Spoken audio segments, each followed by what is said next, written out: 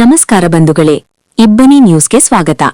ನೀವಿನ್ನೂ ಇಬ್ಬನಿ ನ್ಯೂಸ್ಗೆ ಸಬ್ಸ್ಕ್ರೈಬ್ ಆಗಿರದಿದ್ದರೆ ದಯವಿಟ್ಟು ಈಗಲೇ ಸಬ್ಸ್ಕ್ರೈಬ್ ಆಗಿ, ಬೆಂಬಲಿಸಿ. ಕೂಗುಮಾರಿ ಪತ್ರಿಕೋದ್ಯಮವನ್ನು ಧಿಕ್ಕರಿಸಿ.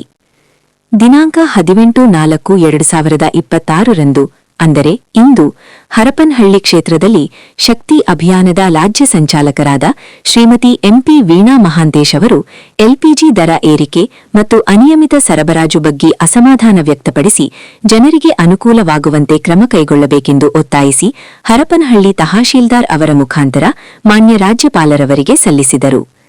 ಎಲ್ಪಿಜಿ ದರ ಏರಿಕೆ ಮತ್ತು ಅನಿಯಮಿತ ಸರಬರಾಜು ಖಂಡಿಸಿ ಈ ಮೂಲಕ ತಮ್ಮ ಗಮನ ಸೆಳೆಯುವುದೆಂದರೆ, ಇತ್ತೀಚಿನ ದಿನಗಳಲ್ಲಿ ಅಡುಗೆ ಅನಿಲದ ಬೆಲೆಯು ಅತಿ ವೇಗವಾಗಿ ಏರಿಕೆಯಾಗುತ್ತಿದ್ದು, ಇದರಿಂದ ಸಾಮಾನ್ಯ ಜನರು ಮತ್ತು ಮಧ್ಯಮ ವರ್ಗದ ಕುಟುಂಬಗಳ ದೈನಂದಿನ ಜೀವನ ಅಸ್ತವ್ಯಸ್ತಗೊಂಡಿದೆ. ಬೆಲೆ ಏರಿಕೆ ಹೊರೆಯ ಜತೆಗೆ ಹರಪನಹಳ್ಳಿ ತಾಲೂಕಿನಲ್ಲಿ ಗ್ಯಾಸ್ ಸರಬರಾಜು ಕೂಡ ಅನಿಯಮಿತವಾಗಿದ್ದು, ಗ್ರಾಹಕರು ಪರದಾಡುವ ಸ್ಥಿತಿಯಲ್ಲಿದ್ದಾರೆ.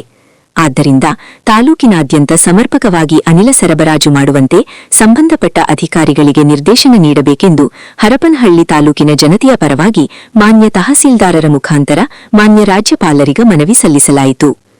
ಈ ಸಂದರ್ಭದಲ್ಲಿ ಶಕ್ತಿ ಅಭಿಯಾನದ ಸದಸ್ಯರು ಹಾಗೂ ಯುವ ಕಾಂಗ್ರೆಸ್ ಸದಸ್ಯರು ಉಪಸ್ಥಿತರಿದ್ದರು.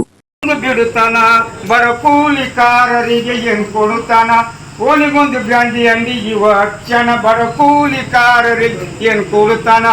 ಓನಿಗೊಂದು ಬ್ರಾಂಡಿ ಅಂಗಡಿ ಇವ ಕ್ಷಣ ಮಧ್ಯಾಹ್ನದಾಗ ಮಧ್ಯ ಕುರ್ಸಿ ತೆರೆ ಹಿಡಿತಾನ, ತೆರೆ ಹಿಡಿತಾನ, ತೆರೆ ಹಿಡುತ್ತಾನ. ಒಂದು ಕೊಡುತ್ತಾನ, ಒಂದು ಬಿಡುತ್ತಾನ, ಒಂದು ಕೊಡುತ್ತಾನ, ಒಂದು ಬಿಡುತ್ತಾನ. ಹಿಂದೂ ಮುಸ್ಲಿಂ ಕ್ರೈಸ್ತ ಒಂದೇ ಅಂತಾನ, ಹಿಂದೂ ಮುಸ್ಲಿಂ ಕ್ರೈಸ್ತ ಒಂದೇ ಅಂತಾನ. ಬಾಬರಿ ಮಸೀದಿ ಇವ ಕೆಡಿಸ್ಯಾನ, ದೇಶದೊಳಗೆ ಜಾತಿ ಜಗಳ ಹಚ್ಚಾನ, ಮೋದಿ ಜಗಳ ಹಚ್ಚಾನ, ಮೋದಿ ಜಗಳ ಹಚ್ಚಾನ. ಒಂದು ಕೊಡುತ್ತಾನ, ಒಂದು ಬಿಡುತ್ತಾನ, ಒಂದು ಕೊಡುತ್ತಾನ, ಒಂದು ಬಿಡುತ್ತಾನ. ಆಯಾವು ಯಾವು ಆಯಾವು ಯಾವು ಆಯಾವು ಯಾವು ಆಯಾವು ಯಾವು. Thank you.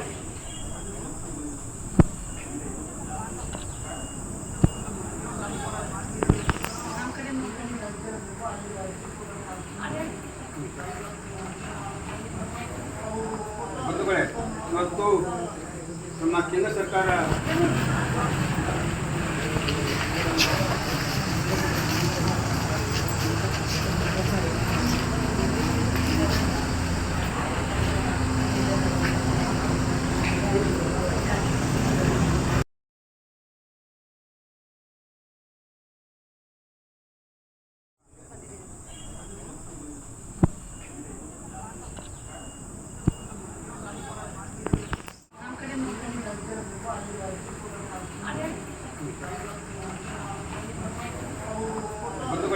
ಇವತ್ತು ನಮ್ಮ ಕೇಂದ್ರ ಸರ್ಕಾರ